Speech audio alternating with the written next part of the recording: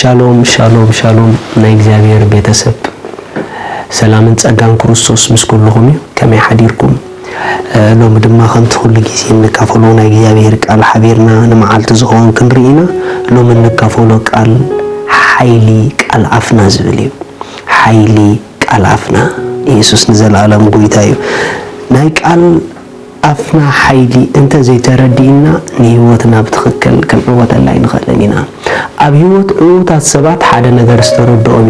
ሓይሊ ሓሳብን ሓይሊ አፍን ዝተረድኦም እዚኦም ጥራሕም ጋራንቲ ኣብ ህይወት ክዕወቱ ዝኽእሉ ምኽንያቱ ኣብ ህይወትና ዝዓበየ ተራ ዝፃወቱ ሓይልታት ኣብ ሓሳብናን ኣብ አፍናን እዮም ዘለዉ ነዞም ክልተ ዘይተረድአ ሰብ ርግፀኛ ኮይነ ክነግረኩም ኣይዕወትን እዩ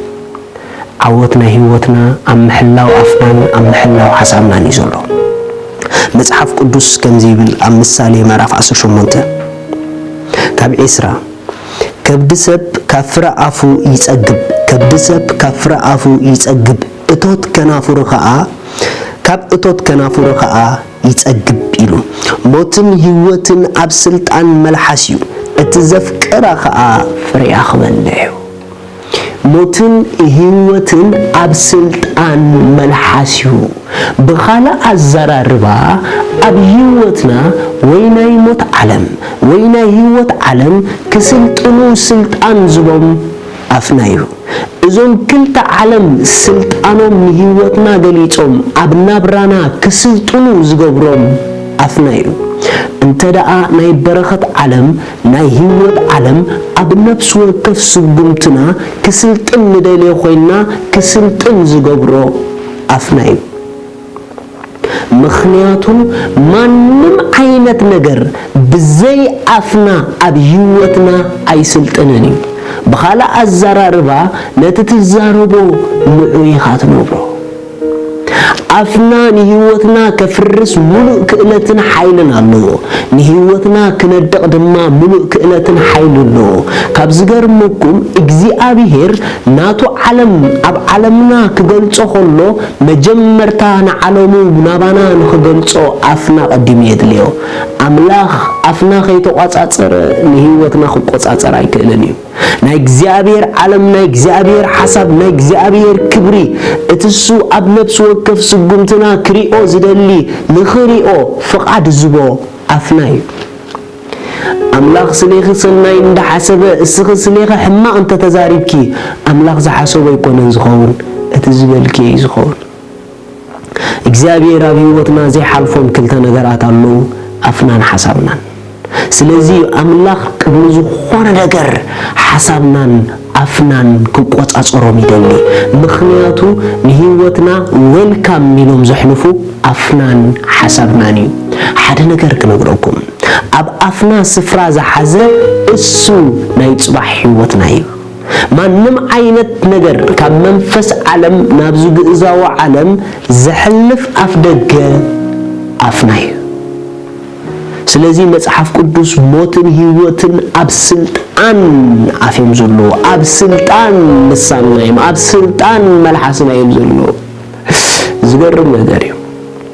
ቀጽሉ ከምዚሉ እቲ ዘፍቅራ ግና ፍሬ አኽበልዕ ኢሉ አይገርመኩምን ፍሬ አኽበልዕ ማለት ናብሩ ክኸውን እዩ ናይ ጽባሕ ንጎ ናብራኹ ኮይኑ እትነብርዮ እሱ እትበልዕዮ ናይ አፍክ ፍሬ እዩ እቶም ንዓፎም ዘፍቅሩ መንዮም ተዳኢልኩምኒ እሶም እቶም ጽቡቕ ዘርኢ በአፎም ንኽዝራእ ጥራሕ ዘፍቅዱ ሰባት እዮም ሓደ ሰብ ንኣፈ የፍቅራ እንድሕሪሉኒ ካብ ሕማቕ ዘርኢ ምዝራእ ንኣፉ ይሕልዋይ ማለት እዩ እቶም ንኣፎም ዘፍቅሩ ብጀካ ሰናይን ጽቡቕን ባህ ዘብልን ምሉእን ካልእ ነገር በአፎም ንኽወፅእ ኣየፍቅዱን እዮም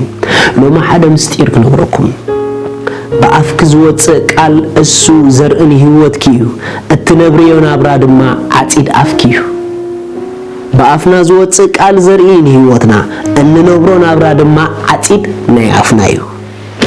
ዘራእ ዘሮይ ዝዓጽድ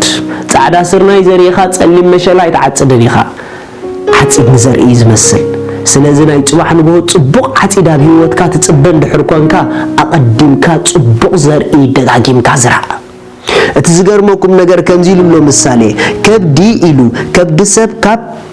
ፍረ አፉ ይጸግብ ካብ እቶት ከናፍሩኻ ኣይጸግብ ብዙሕ ግዜ ኣፍና ንውሽጢ ጥራሕ ተጽግብ ይዝመስለና ከብድና ካብ ኣፍና እዩ ዝጸግብ ከብድና ካብ ፍረ ኣፍና እዩ ዝምገብ እቲ ዝገርመኩም ነገር ግን ኣፍ ንውሽጢ ንደገን እያ ትዘርእ ንውሽጢ መግቢ ትዘርእ ንደገ ግን ህይወት ወይ ሞት እያ ትዘርእ ስለዚ ኣፍ ንኸብዲ ተጽግባ እያ ንህይወት ከዓ ተጽግባ እያ እንተ ደኣ ብኣፍካ መርዛም ነገር ናብ ከብድኻ ኣቲኻ ቃንዛ ናትካ እዩ ሕማም ናትካ እዩ ክትመውቱ ይከኣል እዩ እንተ ደኣ ብኣፍካ ድማ መርዛም ቃል ተውፅእ ሰብ ኮንካ እንተ ደኣ ብኣፍኪ መርዛም ቃል ተውፅእ ሰብ ኮንኪ ንህይወትኪ ኣብ ሓደጋ ከተእትውያ ትኽእል ኢኺ ከምቲ መርዚ በሊዕካ ዘይትድሕን መርዛም ቃል ኣውፂኻ እውን ብዙሕ ነገር ተባላሽ ኢኻ ማለት እዩ መጽሓፍ ቅዱስ ምሳሌ ከምዚ ዝብል ቃል ኣሎ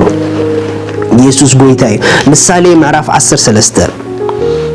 ጥቕሲ 2 ሰብ ብፍረ ኣፉ ሰናይ ይስስእ ነፍሲ እቶም ጠለምቲ ግና ግፍዒ ትምገብ ኣፉ ዝሕሉ ህይወቱ ይባልህ ከናፍሩ ጋህ ዘብል ግና ጥፍኣት ይረኽቦ ማይ ጋድ ሪኢኹም ሰብ ሲሉ ብፍረ ኣፍኡ ሰናይ ነገር ዝስስእ እንታይ ማለት እዩ ሰብ ብፍረ ኣፍኡ ሰናይ ናብራ ዝነብር